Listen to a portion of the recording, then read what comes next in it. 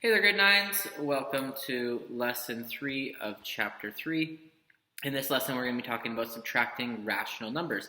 And this lesson is actually kind of a review of grade 7, where you were talking about adding and subtracting integers and then also adding and subtracting fractions. So let's go over a couple and review a couple of the rules that you might want to remember. So just remember that when you're actually subtracting an integer, is you can actually change it to an addition statement. Okay, so for example, if we had 3 minus negative 2, it will actually become plus positive. Okay, so if we look at a number line, what's happening? We started, if this is 0, if we went to 3, so 1, 2, 3, and now we're taking away negative 2, technically speaking, we're adding positive 2. Okay, so it's like a double negative. We're removing a negative, which means we're adding positive, so then we're adding 2 more. So we end up here at positive 5. So just a reminder that that's what we can do. So when we're changing the operation, we're changing the sign of the following numbers. So if we had something like 3 minus 2, which is something you've been dealing with, forever, 3 minus 2 would give us 1, or 3 plus negative 2. It would still work out to be the same thing. But if the minus a negative is confusing you, then definitely you can use that. All right, so once again, let's talk about fractions. So which is technically, fractions are rational numbers because they are numbers that terminate.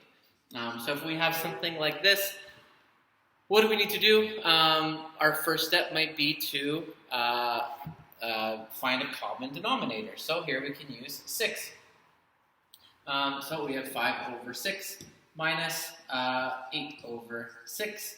And then we'll actually go and we'll subtract. So we have 5 minus 8 is going to be negative 3 over 6. And then we can reduce it to, say, negative 1/2. All right? So that ends up giving us our answer. Right?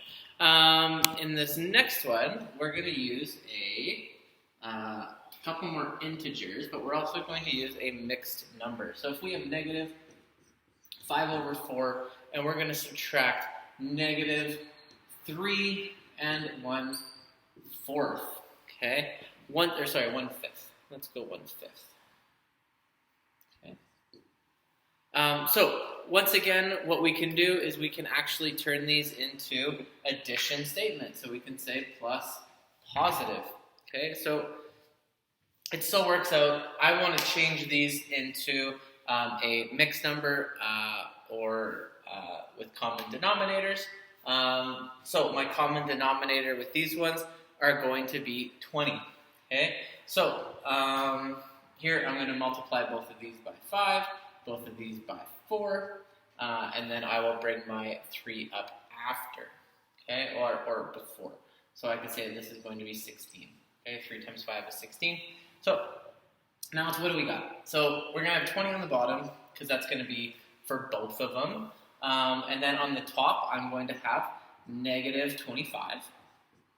Okay, plus positive, okay, 4 times 16 is 64 over 20, okay.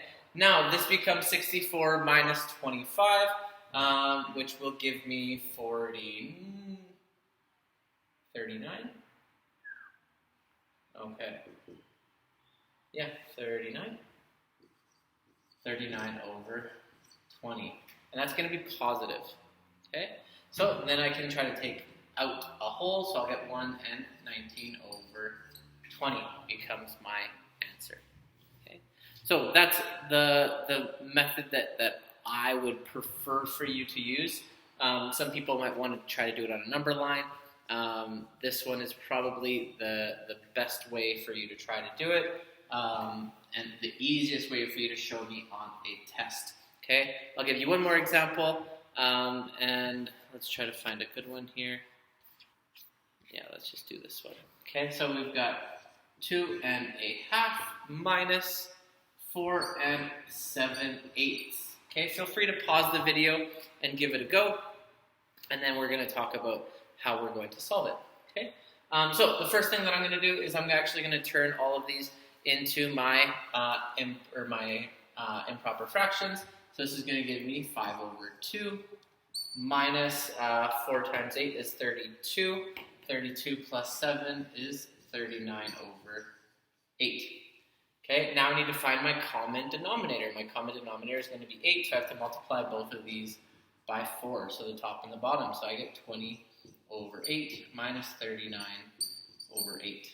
Okay, so if I'm moving over, so 20 minus 39 all over 8 is going to give me negative 19 over 8.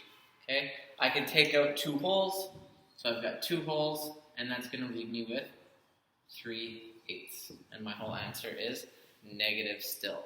All right.